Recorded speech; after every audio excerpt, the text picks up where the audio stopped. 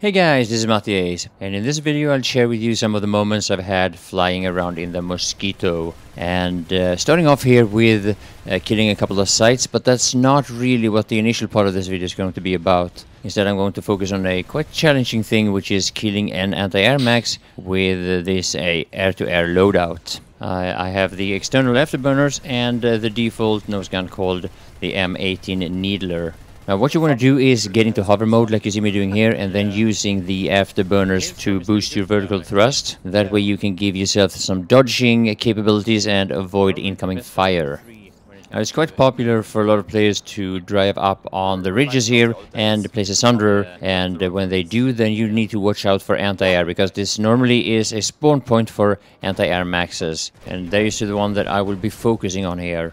So I know where he is at, and I know that he has spotted me. So what I try to do is be a little bit unpredictable, flying low, breaking his line of sight. And I know that there's a lot of other stuff that he needs to shoot at. So the moment I'm away, he will probably focus on something else, or at least that's what I'm calculating for. I also want to point out that this is something I normally stay away from. And I want to give you the advice that unless you're absolutely certain of what you're doing, you should avoid what you see me doing in this part of the video. And what he did there was really clever. He was next to the sunderer, which made it a little bit hard for me to hit him, and also he could have jumped into it in order to avoid incoming fire. Here he made the mistake of leaving it, and I took the challenge and I was able to finish him off. Now luckily for me, he did not have any engineers repairing him.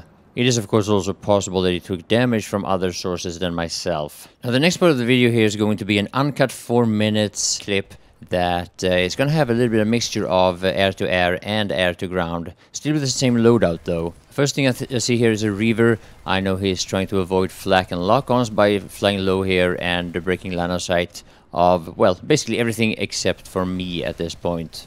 I think he messed up something with the lock-on there, I'm not sure what, but since he has the lock-ons he can't dodge all that much, which made it quite easy for me to keep my aim on him. Now, when this Liberator goes down like this, then it's most certainly because they want to land and repair, and I was hoping that I would be able to pick one of these engineers off. First I got a little bit too close and I had to get back into hover mode, and I also wanted to be close enough to this mountainside here so that I could use it to break line of sight if I was going to start taking fire. See, I was only able to pick off one of the repairing engineers, and then this stray light assault just ended up being at the wrong place at the wrong time. Now the walkers from the sunderer forces me away. There's just no way you can stay close to that. And maybe I also took some damage from that light PPA. Now the fight at Mesa Skydock that I just left there is a Vanu versus NC fight.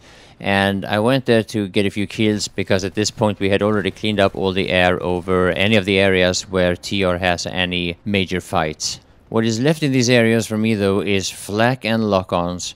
And what I try to do is use these ridges to my advantage in order to avoid taking damage. It's just a way of breaking line of sight. It works really well against lock-ons if you know where they are, but it still doesn't mean that you can stay in that area though, because once they realize that you're avoiding them, they will probably relocate and find ways to try to outsmart you or try to be unpredictable. So yeah, once I realized that there's nothing here for in terms of air, I decided to go back to Mesa Skydock. There was plenty of sights and reavers over there. Another thing is that once there is a clear victor in that fight, that faction is most likely going to attack Regent's Rock Garrison. It's nice to know when they're going to start pushing over the bridge. Now when I fly around like this and there's nothing happening, I try to either keep enough altitude to stay relatively safe from anti-air and lock-ons, or really low in order to use the environment to my advantage, but never somewhere in between. So here I get a couple of lucky hits on that Liberator and I get a kill.